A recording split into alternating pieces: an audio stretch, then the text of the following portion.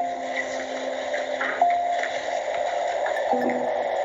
know there are other dimensions than this one, but this is the dimension where we live, and we will not live in fear.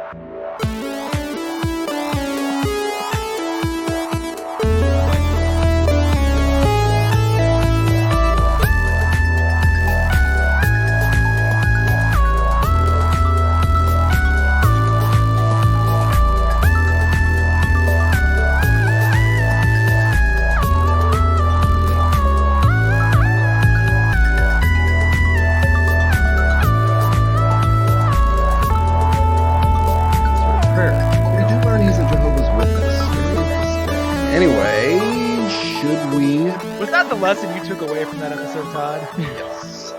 Little fear lightning? Well, let's talk about Joe. No, that was an interesting one. We'll get to that. We'll get to that. Yeah. Introduce us. Well, this is Panelism, the show mainly about talking about the graphic novels and comics worth having on your shelf, but now a whole lot more. We need to probably tweak that intro more officially, I guess. My name's Taylor Trask. I'm Todd A. And we're back. This is a watching episode. This is Panelism watching, Watchmen. Specifically the HBO series, which has now gone through episodes 4 and 5. And if you're following along, this is episode 4 is titled "If You Don't Like My Story, Write Your Own." And episode 5 is, of course, Little Fear of Lightning. Now, just overall, what are you still feeling 5 episodes into it? More excited, less excited, same excited? I'm liking it more and more because as it goes, they are revealing ever more of the original Watchmen graphic novel, which is kind of cool because I didn't know how far they would dip into that. You know, we got Laurie Blake, we got, her, but there's little touches here and there. But now that we're getting our full fight, they're going full fight on us. And so that's been really enjoyable. And then of course last night, we're recording this on a Monday right after episode 5. Of course, last night, spoilers obviously, we finally get the squid depicted on film. Like the thing that Zack Snyder was too scared to do.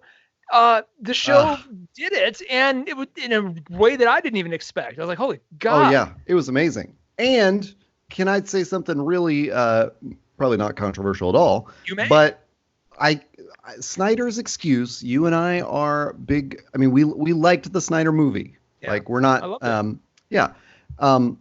We're not bashing on it. But as I recall, now maybe this wasn't Snyder, maybe this was studio, was like, it'll be too hard to explain the squid ending. So come up with something more conventional, like a weapon. That seems and especially one connected to one of the other heroes. So it's like this was a weapon based on Dr. Manhattan's power in the movie, and it was explained so neatly. Yeah, in like no time. Imagine if Adrian Veidt's speech from this episode had come after the credits of Watchmen. Oh my God! Yeah, like if the squid had hit and everyone's like, "What the fuck was that?" and then the after credits happens. Oh man. Yeah. That would have been incredible. It was awesome.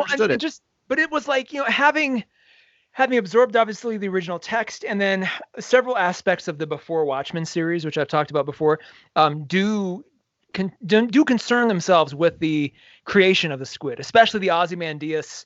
Oh, really? Okay. Yeah. It really delves into like how he puts it to, creates it. There's things in the original text that Alan Moore writes in terms of like, he took the brain of a psychic and all these kinds of things, but that Before Watchmen book really kind of delves into it. So I've been increasingly more interested in seeing the squid, presented cinematically. Now, did you know we were going to get the squid? God, no, not like that. I mean, I thought they would eventually maybe reference it a little bit more deliberately, but never did I think there'd be an actual flashback that then almost Cloverfield style, like gives you like, oh my God, there it is. And just, it felt way more realistic than I anticipated, especially when our young Looking Glass walks out of the Hall of Mirrors and he sees just like, just dead, basically dead bodies everywhere. Their ears, their eyes, their nose bleeding to death from just complete mental despair. And they weren't even in the immediate impact zone. They were, Hoboken was across the way a little bit. So it wasn't like they were right there, but just the fact that it was that big it was that devastating. I mean, 100 times more devastating than the ending of the Watchmen movie, which, story-wise got us to where we needed to go largely. But you don't get, here's the biggest difference. The Adrian Veidt who did that in the movie seems a lot more sane than the Adrian Veidt who did this in the show, especially when you get a de-aged Jeremy Irons giving like his best David Miscavige impression in a video where he's just, just going on and on and on about like, this is the right thing to do and we're, reshaping the world. I was like, God, now I have a whole different take on Adrian Veidt than I did before. Yeah, one of the little details I loved was in the episode, what do you want to call it? Like the tiny text that accompanies the episode on HBO Now. They didn't even use Adrian's name. They said, meanwhile, it's far away. The smartest man in the world plots a daring escape. And it's like all caps, smartest man in the world, like title case. And it was so like, it was just, for me, it set it up like, because in the last few episodes where you've seen him doing these weird experiments, you're thinking he's on there's one shot where like he throws the body through the cloud and then it pans out. It pulls back really dramatically and you're looking at the moon. And so it's telegraphed pretty hard that he's on a moon somewhere. But I was still thinking like, oh, he's no longer the smartest man in the world. I may have even said this in our last podcast. Like he's lost it. He's crazy. And then he pulls this insane plot off, which we'll get to, I'm sure. But I was like, oh no. He's an evil genius. Yeah, totally. And then it makes perfect sense why Jeremy Irons was cast. I always thought that was a little bit like, well, that's an interesting choice. I'm willing to see where this goes, and it's been kind of fun up to this point. But it's like, oh, that's why you cast him, because he does that really, really well. Let's go back though. It's episode 4 begins with the introduction of another new character, Lady True. In, of course, dramatic fashion, and she walks into this farmhouse, and we're introduced to this lovely couple who I was almost like, I want to see a series about their story. They look so cute, and she comes in and it's just like, I'm gonna buy your property. I'm like, what? And before she does this, she obviously turns her over the hourglass, like really ornate hourglass, and proceeds to have this like high level strategy discussion with them. Where at the end of it, she buys their property. Todd, what do you think she's up to? This is, I cannot peg her to save my life. Like I just can't, anything I think of, it just doesn't make any sense. Yeah, me too. And one of the best scenes there, I thought, with Lady True was when she speaks to Angela in Vietnamese. Yeah. And Angela responds, and it was like, your grandfather wants to know if you got the pills, if you got his pills. And it was like, I just thought that was such a cool little touch of like figuring out where everyone stood, Yeah. But there's some tie to Adrian, right? To Veidt. I mean, she's bought his company. Yeah. But is there something? Does she know where he is? I mean, she has a statue of him in her garden. Right.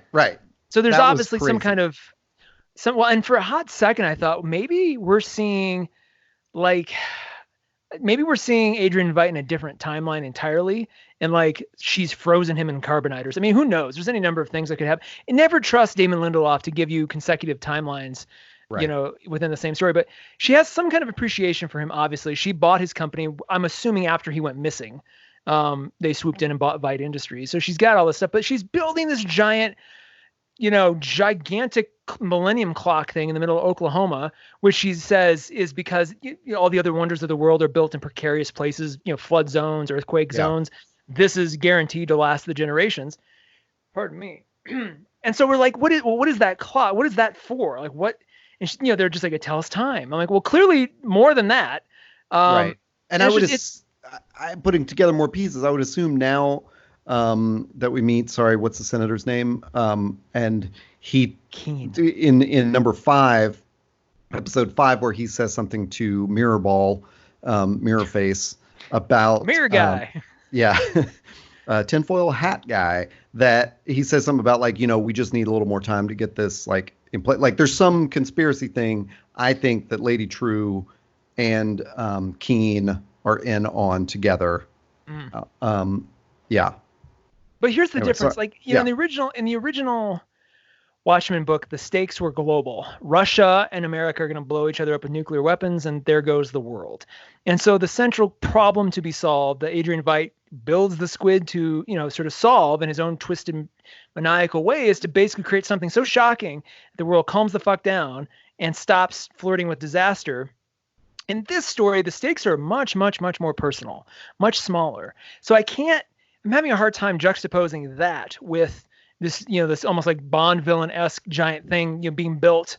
I mean, Lady True is basically a Bond villain. I mean, in every way possible. So it's like, and she's building this crazy thing. Like, how does that square with very small personal familial stakes? Whether it be Angela personally and her grandfather, or the town, or or the police force. It's a very different kind of thing. So I'm sure we'll be able to go back in hindsight and go, I see. If Lindelof sticks the landing, as we talked about last time. But it's interesting to consider kind of just all these things in motion. Were you surprised to see a character like Lady True introduced not late in the game, but this far along? It actually felt really, it felt like the right time. Okay. It was like, I would have gotten a little tired of it if we kept going, like digging down the Angela story without new elements coming in and I even in episode 4, I didn't feel like any mystery was sort of like put on a little bit. I don't know. I still felt like, I don't know how, what's the relationship here between her grandfather and Lady True and et cetera. Cause we know at the end of the episode, we see them together and he stands up and walks. We haven't seen him do that before. And, it was just enough to kind of like open that mystery up a little bit. I didn't want to see any more of her with her homemade DNA tests and stuff. Like it had to expand a little bit. It was like Rick Sanchez, like, when the Rick and Morty episode where Summer's in the car and they go into the miniverse and he's like, Kiara, keep Summer safe. And it just keeps escalating its tactics to keep keep police away and stuff. And at one point, all the police are surrounding the car and Summer has instructed it can't kill the police or hurt them. So it goes, you're working on psychological countermeasures, and this little pod pops out and a young boy gets out and it's like the dead son of the police officer. And then he turns to goo immediately. And the car's like, your loved ones can be returned. They can be taken away. I just had that flashback, like while watching this, like, what the hell? How advanced is her tech that she's able just to generate these just crazy scenarios? And what do you think she wants all this land for? What do you think that's, because something crashes and we never find out what that is. Yeah. A lot of little things just kind of left there that don't really come back around again anytime soon. Yeah, and honestly, last week after that episode, I was probably a lot more puzzled by it. And then last night's episode happened, and I can't put enough. Like I can't even. I'm just like, I'm still stunned by all of that. Like I was just shouting last night as I watched it and rewatched scenes. Well, let's talk more specifically about last night. Like I did want to bring up one cool flip between Lady True and then this episode, which is that, like, you bring up that how she's introduced, and she late at night knocks on this couple's door, wants to buy their farm, but what she wants to buy it for is not money, although she has an offer of money. It's the child that they could never have, and not only that, she is engineered, I guess is the technical word, but it seems like not in an Adrian Veidt way, but in normal, I don't know, fertility clinic kind of way, has used DNA samples or sperm and egg samples that they gave many years ago and created a child with their DNA. And basically she's like, I'm going to give you this child and a check in order for you to get off this land. Or it sounds like, doesn't she say something like, or I'll just destroy the child or something like that? Or I'm sure someone else will want it or whatever. And so you're like, oh she my jokes about God. That. Like, yeah, you're like, she's like, oh yeah. Right. And it's so horrible in that moment. And then in this episode, Wade, or Looking Glass, goes to visit his ex-wife who's cloning dogs. Yeah. And this one dog is off and she just throws it in like an incinerator. After she's like, you want it? He's like, right. Like, okay. But it's this terrible like echoing of the last episode. Like aren't these supposed to be the good guys? I wonder if that's one of those things. I actually strangely didn't notice that juxtaposition. I'm wondering if there are details like that will be rewarding, that are built for watching it again all the way through, back to back to back, and binging it. Oh yeah. Some of that stuff, you think about the Netflix shows or The Boys as a great example. So it's like you binge The Boys, but you can definitely see some really specific kind of mirroring from episode to episode that's more apparent when you're watching it back to back. I wonder if that's not the case here, which is even cooler, because then it'll reward repeat viewings after the season's done. Yeah, I do feel like this is going to be a show where we're going to want to go back and watch, not only to see what we missed, but to kind of, I guess it's the same kind of thing I'm about to describe, but to see how well they planted clues and mysteries and things like that. You know what I mean? Yeah. So I could just talk about the squid and the Adrian Veidt sequence. Well, let's do that. But I was very happy to see a Wade-centric episode, because me too. He'd been proving to be. He was either going to be really one note and just sort of like a Rorschach stand-in, which, is fine. But it was nice to see his backstory and exactly a very logical reason why he's Looking Glass. It's not like he just chose it because it was cool. It's like, no. I survived because I was naked in a hall of mirrors when the worst shit ever went down. Yeah. And I'm going to continue to wear that like almost as a symbolic armor, but then actual literal armor. When I'm out in the field, because he was wearing it, to protect his identity, but also to protect him, thinking that this was going to happen again anytime. And I mean, just so many parts of that, like the details of the bunker being revealed. Yeah. And when Angela goes to that bunker in an earlier episode and just sort of knocks on the door and he answers, I didn't suspect he had a normal house. I thought like, this weirdo just lives underground, I didn't put it together like that's his squid shelter. I thought the same thing, actually. That's a good point. And I thought he was more just like because they presented him more just like almost like a sovereign citizen kind of guy. Yeah. Which is, like living in his bunker. I've got a fallout shelter. Yeah. Yeah. And then, finding out that he's running these drills and like all this, like how he's really, really terrified of this thing. Yeah. And I loved all the little details around the alarm company that he's using, which is called EDS, which I don't know is explained anywhere, but I assume means extra dimensional security. Do you think that's a real company, or is that just like one of those like placebo things that they're creating because there's idiots who will buy them? Do you think it actually works? Oh, that's a great question. Right. Like in the world, like, is this like a pet insurance for the Jehovah's Witnesses? Yeah. Their pets will be abandoned when they ascend to heaven. Yes. Exactly. Right. That's interesting. But there's that funny conversation when he's calling up the tech and he's like, I've run 500 drills, in the last one. And they're like, whoa.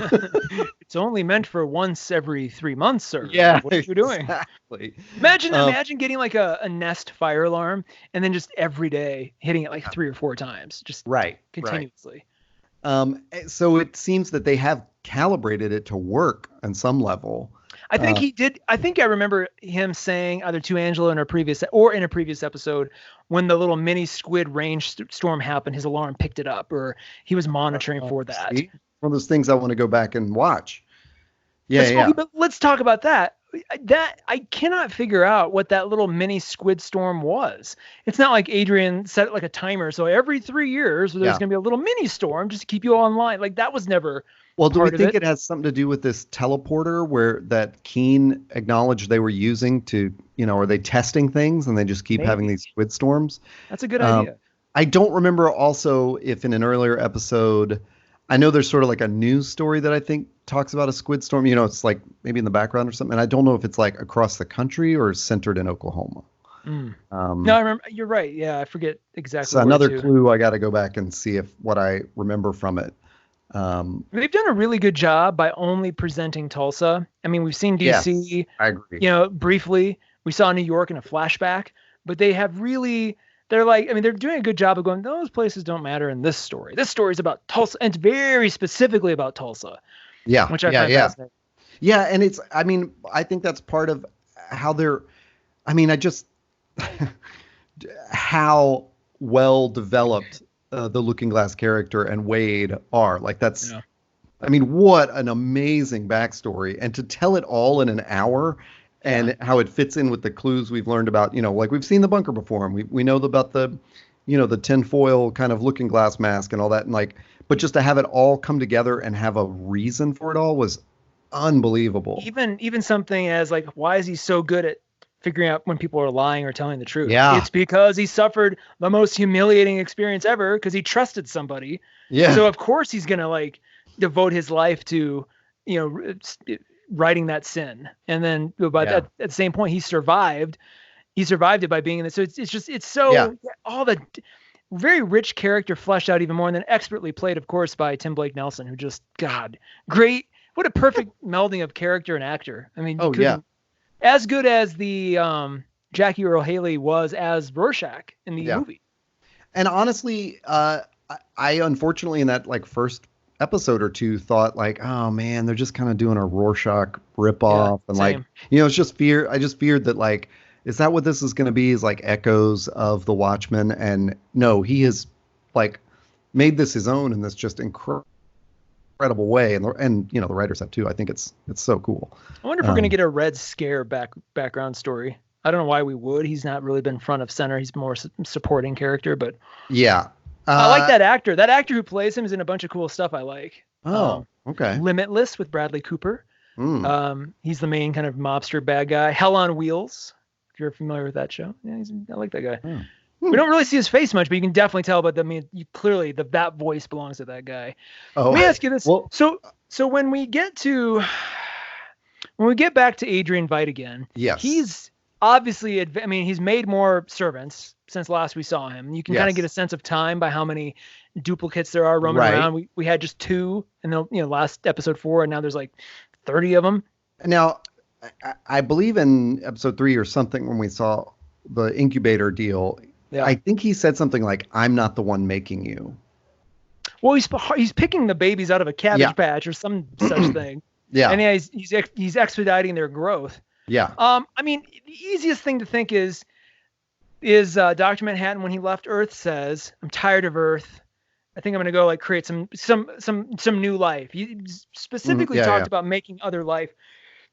I'm wondering if this isn't one of those experiments, and for some reason in the past, Adrian Veidt gave him reason to put him there, but he couldn't kill him. I don't know. I mean, who else would have imprisoned him in sort of a fishbowl where he could survive, but not have access to current technology or anything like that? It's just that. Here's the other question. I had to look on Wikipedia when he finally gets out there, and you realize he's on the surface of what I assumed was Europa, but then confirmed again that it was Europa. He starts to spell something with all the frozen dead bodies that he's chucked out there, which I'm like, my first question was, did he plan that, or was that just, since they're here? I mean, I'd like to think the former. He was just chucking bodies and going, well, if I can prove that I can survive out there, then I'll use them to do something. But I didn't know he was spelling until I just saw like a half a word. So he spelled "save me." Did you notice that? Yeah, and in fact, because I rewatched that whole sequence because I was just so amused by it, that I think it was all deliberate. Like, and I'm giving the smartest man in the world too much credit. But to me, whether this was luck or just how he will pretend it's luck or his own planning or whatever, like when he comes through, he looks at his watch, then he sets about collecting the bodies and breaking them up to spell "save me." Then the satellite passes by, and you can actually, in the reflection of the lens, see that it says "save me" backwards. Oh, okay. And then he's looking at his watch again. And I think he knew, like, hey, this satellite makes a pass at this hour, and that's why this watch, that because we had talked about some of those weird rituals he had, like there's always the birthday cake, and there's always like, I kind of think these were all sort of clues to like how he was ritually keeping time and stuff to know when that thing happened. I wonder if he's repeating the same year. Yeah, I mean, it almost might be the Groundhog Day sort of scenario you suggested. Because it's a little tricky to see him age in 4 years in a way that would be noticeable. So, plus it's more fun to think that, he's just in a loop where he can't do anyone harm, but then Dr. Manhattan's like, we might need him again someday, so let's keep him alive. This is all clearly leading towards some sort of reveal of Dr. Manhattan. Like the show is doing a really good job of painting a big hole where he, basically creating his absence. Yeah. And the only satisfying end to that is to fill that absence with the actual character, even if it's, sort of a quick kind of, not blink and you'll miss it, but just sort of, maybe a more subtle thing like the squid, which was a very effective yet still sort of subtle, wasn't the focal point of that. I mean, subtle in the fact that it wasn't like, the whole episode's building up to it was just like, holy crap, there it is. And we're moving on. It's like, okay, sure. And then you're sort of stuck. I wonder if that's not going to be, looking at the episode titles to come next. The next one is titled This Extraordinary Being, which I think is a big head fake. I think See How They Fly is probably, or no, a god walks into a bar. That has got to be, I'm sure, a Manhattan specific, or maybe it's a Vite one. I mean, this is the thing. Who knows? Yeah. They're really doing a good job of creating a duality in all these little mysteries where it's not totally obvious. And that, frankly, is the thing I loved about Lost too, until noon. Yeah. This could be, this is the source material to do something like ambiguous like that with, and never to tie them up, never to tie up all the loose ends. Just have it end, and you're like, well, where was Adrian Veidt? What's going on? Like, that would be fine, if we get some payoff from some of the other stuff.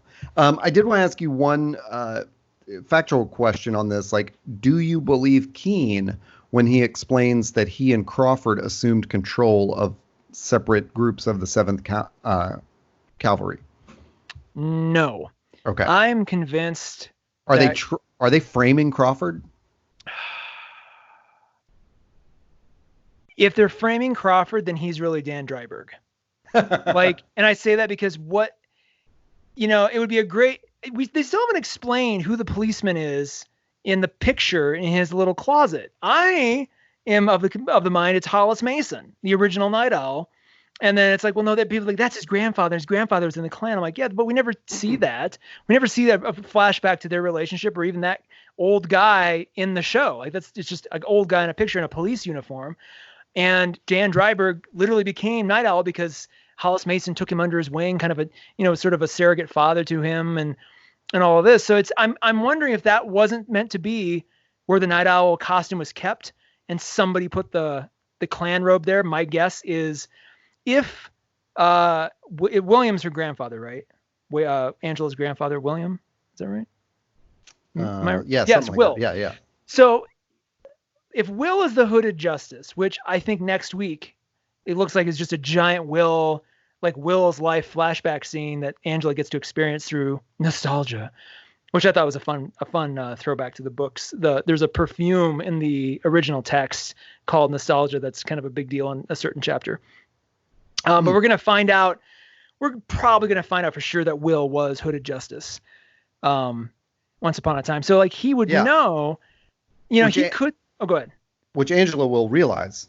Yeah. Very soon. Yeah. And so like next week. And so it is, if that's the case, it stands to reason he would know, but then why would he frame Judd? I'm equally torn because I want him to be Dan Dreiberg so badly, but I also want him to be the second guy who comes into Angela's house, who they never explain. It's never explained, even when she wakes up in the hospital bed, she's not like, what happened? There was another guy. Because she, the first guy gets killed and then a second guy comes and pulls a gun on her and she passes out, wakes up in the hospital and you see Judd's face.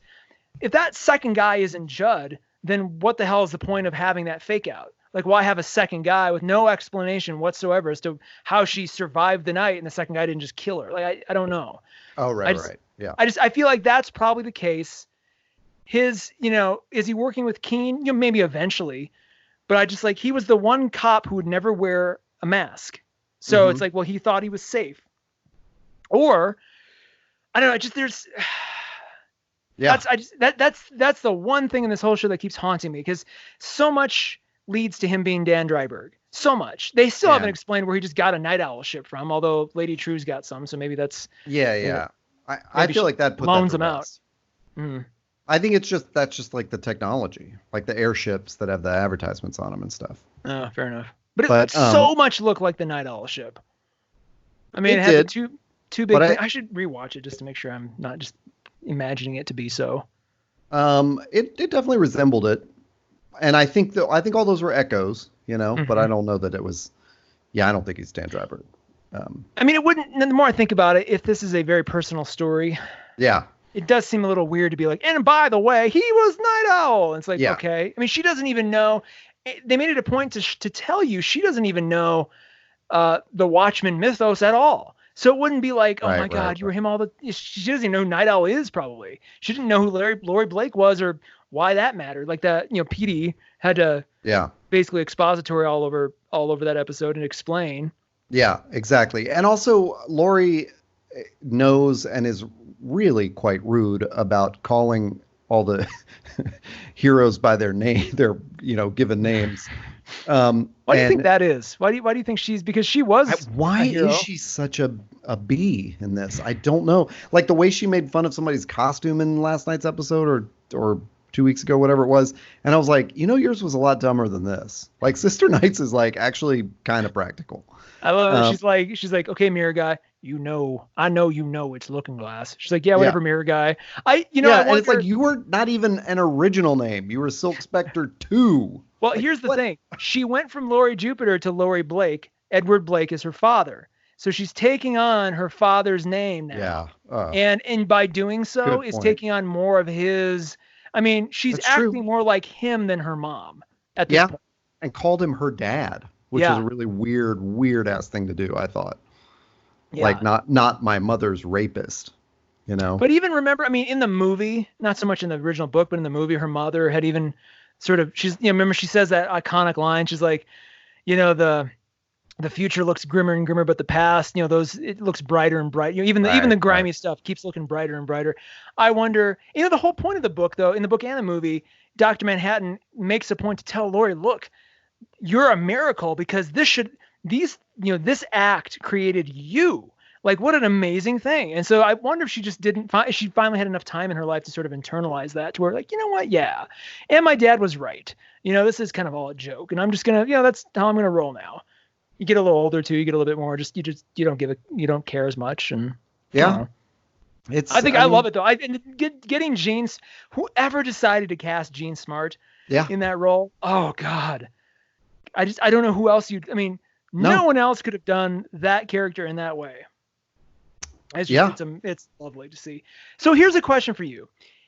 As I'm watching this, I keep thinking, what would Alan Moore say if he? And I know that there's been a lot of attempts to be like, hey, please, no, we're really honoring the spirit. Would you just watch it, just see it? And he's like, I'll have nothing to do with that. No, thank you. And so I wonder, what would he, if he did give it a chance, what would he say? Some people think, a lot of big, true Watchmen fans are like, oh, no, this captures the punk rock spirit of Alan Moore perfectly. It's exactly the kind of thing that he would probably enjoy. But then the other part of me is like, yeah, but, what is an adaptation and what is a translation? And are those two things the same? It could be argued that the Watchmen movie, the reason it's so divisive is because it is a translation, almost literally, except for maybe the last part, and not an adaptation. And I think a lot of fans wanted adaptation, while newer fans like myself are like, no, just a straight translation was fine. That was wonderful. I got the story. I actually hooked me into the story more than the graphic novel would had I not had that exact. I needed that sort of taste for it, so I kind of knew how to approach it, and then the book was even more meaningful to me. But and I think back too. We talked in the last Watching Watchmen episode. There's the Before Watchmen series, which for the most part does a really good job. I think is a worthy prequel in a lot of ways. If there's gonna be one, a lot of people may bristle against that, but conversely, Doomsday Clock is just, I don't know. And but then somebody else, I was bringing this up to a friend, and they said, yeah, but Doomsday Clock is much more of an adaptation in the same way that the HBO series is. So I don't know, where do you fall on this? How do you feel about adaptations of things that you like, whether to books or to comics from shows, etc.? That's like such a loaded question. And when you texted me earlier today about it, I was thinking of, and I forgive me because I know Storm of Spoilers podcast addressed that a lot when talking about Game of Thrones and what makes a good adaptation and blah, blah, blah. And I think you and I followed, tried to do our own little reading of that vis-a-vis Game of Thrones, like about adaptations. And so all that to say, when you texted me, my mind went straight to like Game of Thrones and like that adaptation. I maybe don't classify it exactly the same way as the person who told you like these two things are adaptations. I'm really comfortable with Lindelof's explanation that this is a remix of the Watchmen universe. And I'm kind of comfortable with that describing before Watchmen 2, and then Doomsday Clock being like borrowed characters or something that would make it would diminish its importance in the canon. Although a lot of readers love marionette and mime, which I'm just like, okay. Yeah, that was my reaction. I was like, ugh. Just the fact, I mean, I think everybody's mind was blown when it was revealed that Mime's gun worked. It's like, he's miming a gun. Ha ha ha. Oh God, it just shot somebody. What? Okay. What's going on? That sort of hooked a lot of people into those characters. I could care less. Well, I hate that entire thing. I don't even know what it is, and I hate it.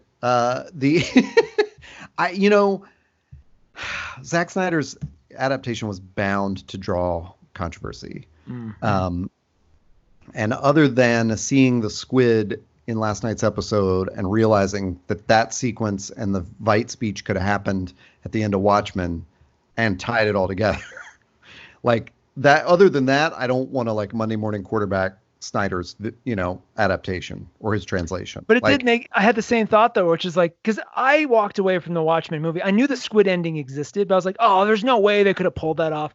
After last night, I'm like, oh, they could have easily pulled that off. Like, look at this. This is, God, now I want this. You're so right. And especially, props to Matthew Goody, forget how you pronounce his name, for giving a stab at Adrian Veidt. But when you know that their original casting choice was Jude Law, and you're like, okay, that would have worked 10 times better. But then I'm like, God, I kind of want this young Jeremy Irons version even more. Like, it's funny when they showed it, I was like, oh, they did de-age him. They gave him a little blonde hair. Yeah. It was the look from the graphic novel, but he sort of had this take on it that I never thought. Whenever I read that character, that David Miscavige is not what I imagined. And now I'm kind of like, man, that works even better.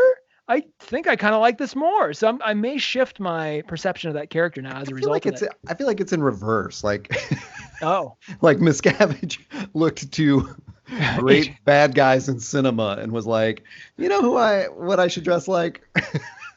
It wasn't even the dress so much as just like the way he was like, I know. Like, just, it had a very, it was so matter of fact in just a oblivious, smarmy way that I'm like, man, only little Miscavige, only little David M could like equal that, like in sort of just, it was just as off-putting as anything. Anytime you watch him talk, just that sort of pompous, just like, oh yes, what I'm saying is exactly correct. And it's just, I don't know. Are we to believe that Robert Redford was president for a while? Because he's not currently president, I don't think, in the world, is he? Do we know? I don't think so. So then how long? Because if he was president in what? So the Adrian video was for 93. He's like, I'm talking to you from 1985, and it's 1993 where you are. Yes. Yeah. So he was president for at least 4 years. I'm imagining 8.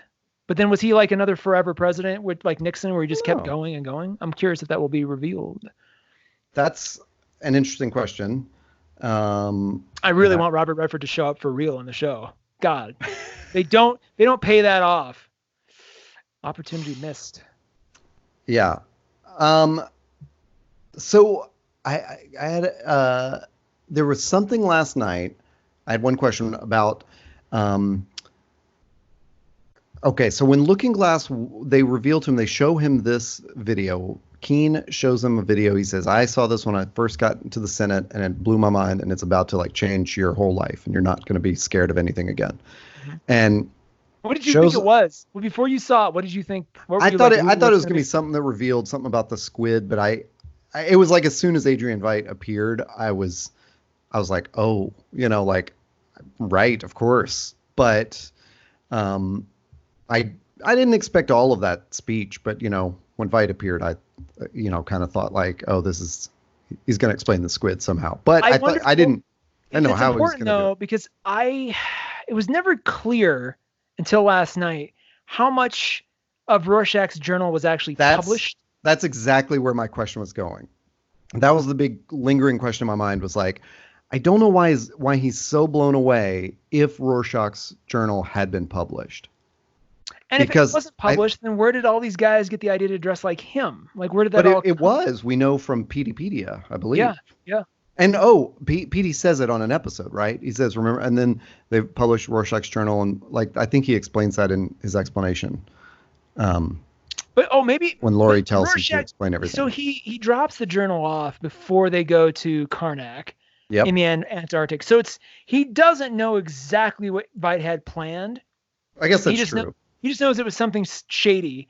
So it was never like, oh, and I know he's going to build, like, that was the last thing I think any of those guys expected. Because they got there and they're like, oh, God. And he's like, do it, Dan? I'm not some comic book villain. I did it 30 minutes ago. Or I detonated it 30 minutes ago. So I think maybe that was like the one thing that nobody's truly sure of.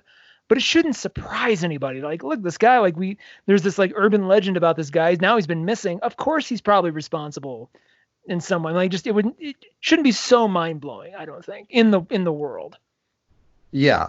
But on the other hand, they did such a good job of setting up so many elements to it that were driving Wade, like inducing his own paranoia, that I could see, like, if you've believed it for that long, it's like you're not, you've got to see the one person confess it in order to like undo it all. Yeah.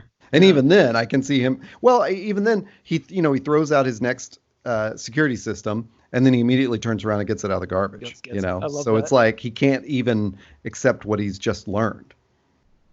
Well, he can't. I mean, it takes a while. He's kind of addicted, I think, to that life. So he's not going to just give it up overnight, even though he's disillusioned. Right. Once you hold the belief so strongly, so tightly, it is not easy just to go, even if you're shown irrefutable proof. It's like, what do you think Keen's end game here is? So he's clearly aware about the squid thing.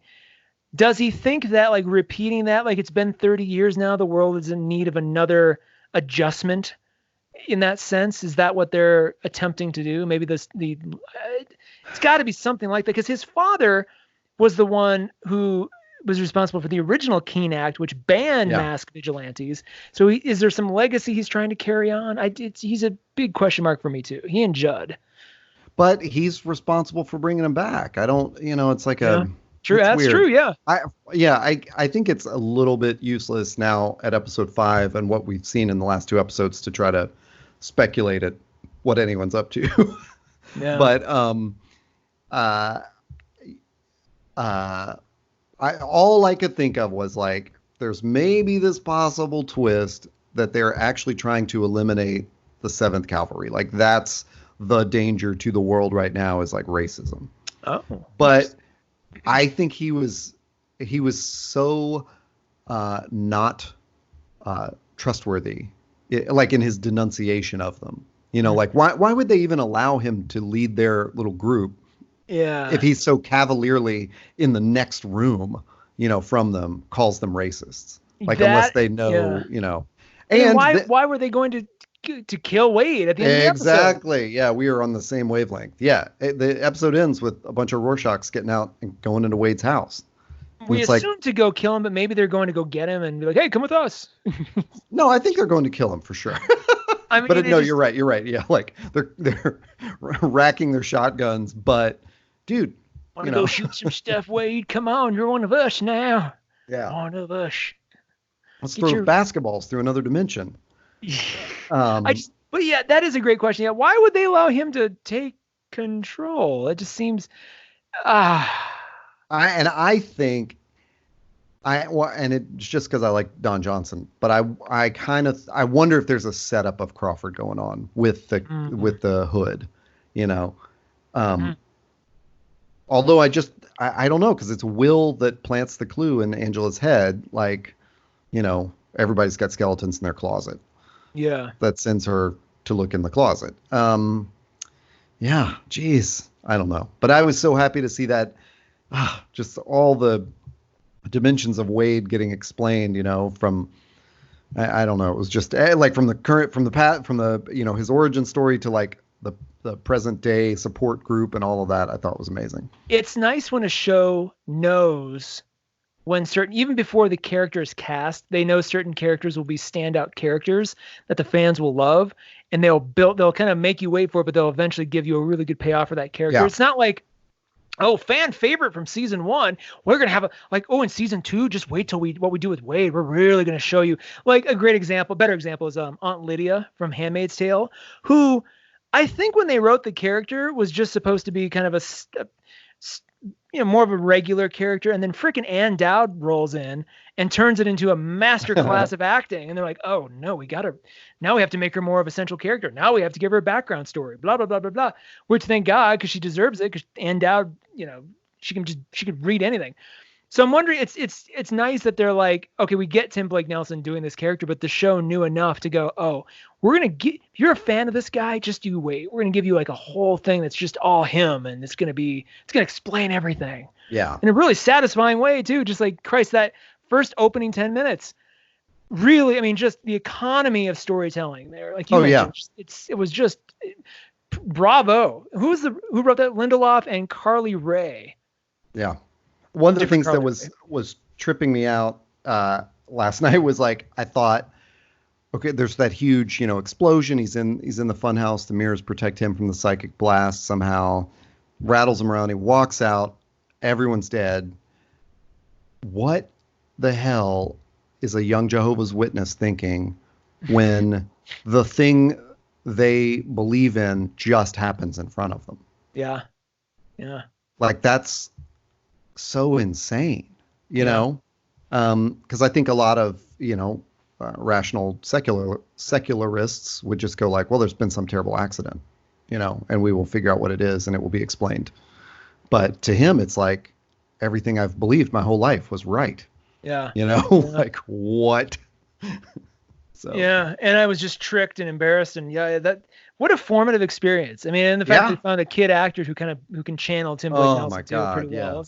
Like they didn't even have to say like, you know, who it was or like be like, hey, wait, like exactly. It was just like, the second he showed up on screen, I'm like, oh, this is a Looking Glass origin. Cool. Let's see where this goes. Did you find it interesting too, by the way, kind of in a little aside, in the American Hero story, Minutemen, like in that sort of my God, the meta thing? We haven't talked about that yet. Now there was a whole there. It's alluded to. I actually have the original graphic novel right in front of me. Mm-hmm. There is in it, you know how at the end of each comic, each issue or each chapter in the case of the novel, there's like, you know, kind of ephemera, like books and newspaper clippings and all kinds of stuff. There's one about Hooded Justice that does hint at, you know, sort of a gay lifestyle and possible sort of involvement with Captain Metropolis, blah, blah, blah. And then in Before Watchmen, the Minutemen issue, which I highly recommend, the two Before Watchmen issues that are just, or volumes rather, that were just unbelievable were the Ozymandias one and then the Minutemen one. And the Minutemen one is drawn to even look like a 1940s comic. It's so great. But there's a lot about Hooded Justice and Captain Metropolis. So like that scene was not a surprise to me. I was like, oh my God, I just was like, I can't believe they're delving into that now on the show. He delved. Oh yeah.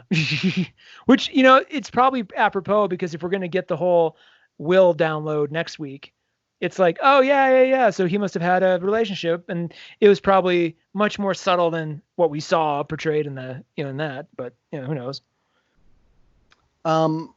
And did you catch the little quiet moment where Red Scare and the Panda Man are talking, and the Panda Man's like, I'm just saying, Hooded Justice is Dr. Manhattan. I did, but I don't.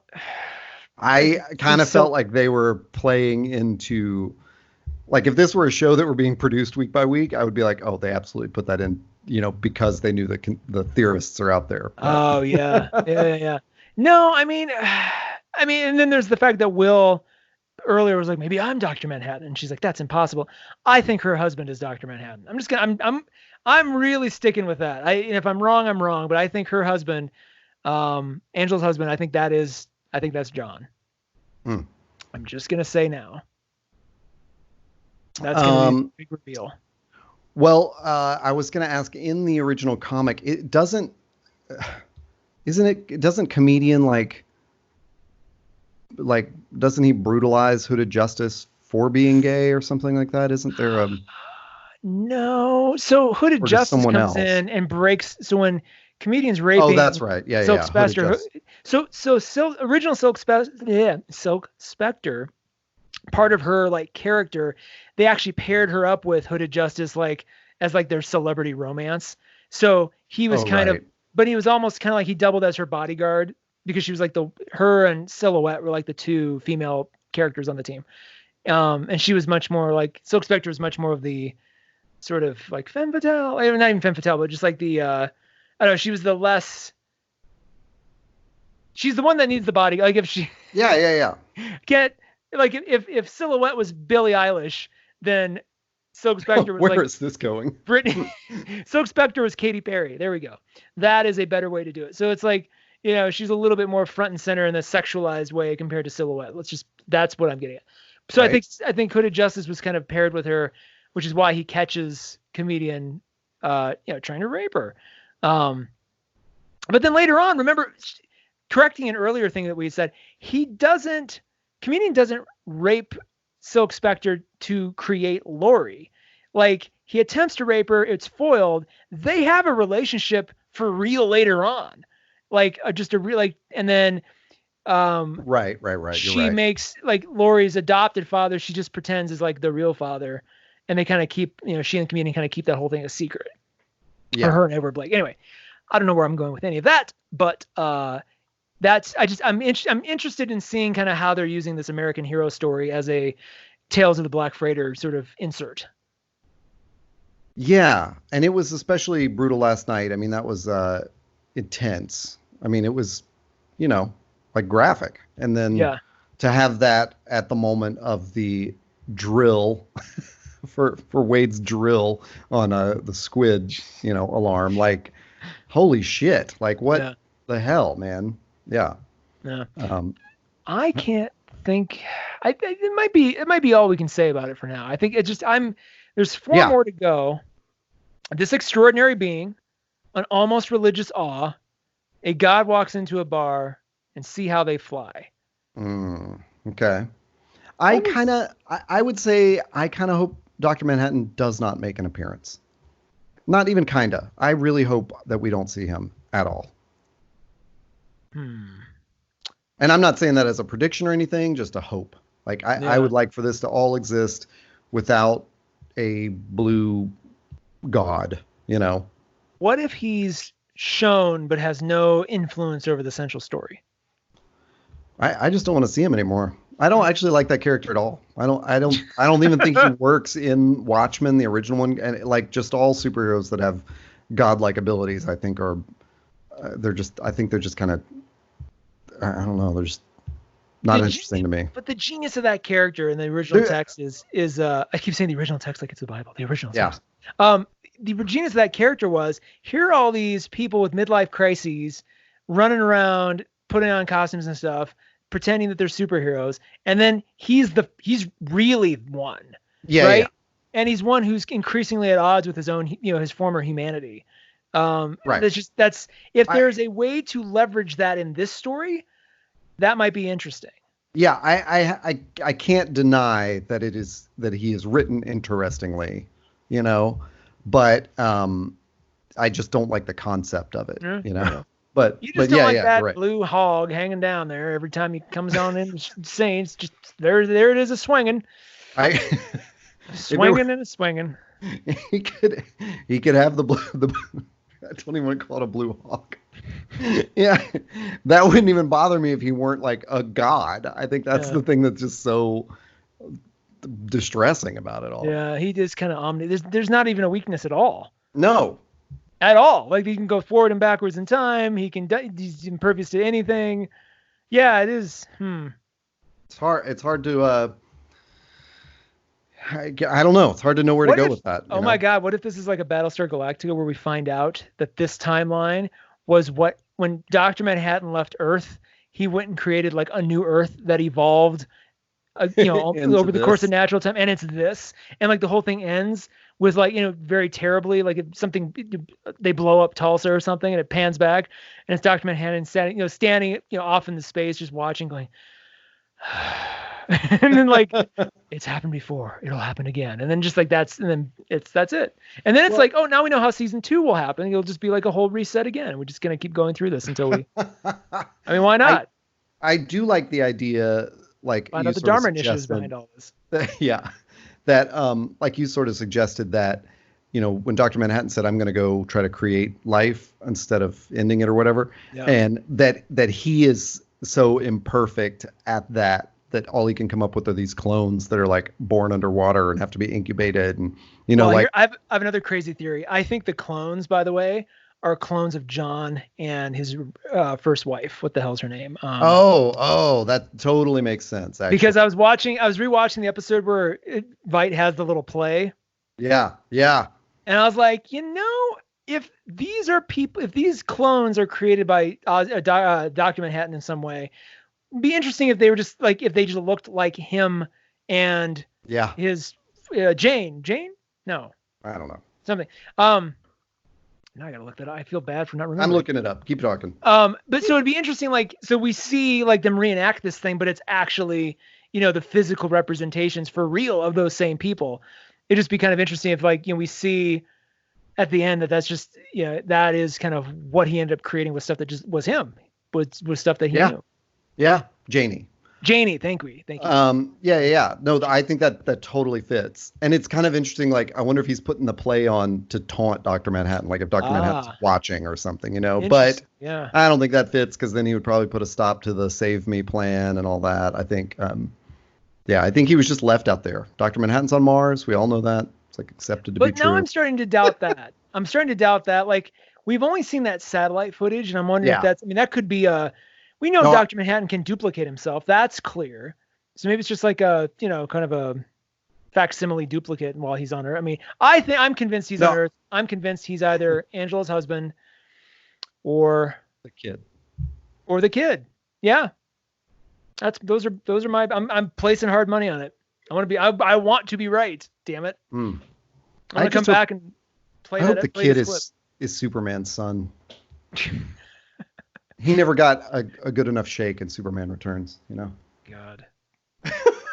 This whole thing is just a giant back end, like, connecting point to Superman Returns. Like, hey, by the way, hey, Bryan Singer, this is for you. It's like, oh God. Yeah. Really? Yeah. It's for While you. We're at it, we're going to fix the Phoenix, Dark Phoenix saga. Brandon Ralph walks in. Like, hey, I'm Clark Kent, here to cover the events in Tulsa. It's like, oh God. They're really doing this. That's the episode of God walks into a bar. That's what happens. Clark Kent walks into the bar. It's like, holy crap.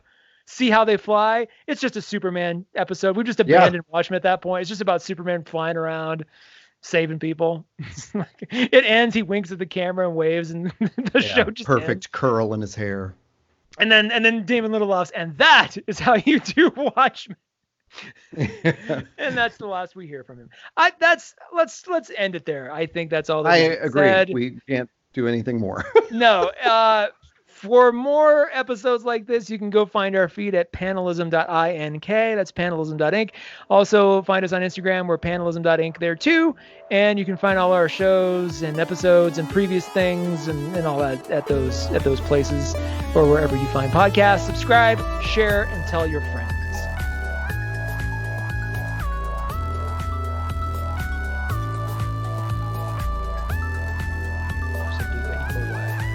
For some reason, you were breaking up on me, so I think we should just try it one more time, which is me.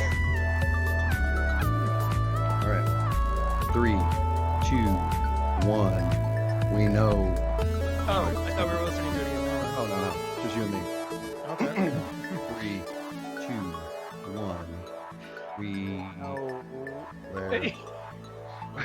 You just start going, and I'll join. Okay. Yeah. Hands.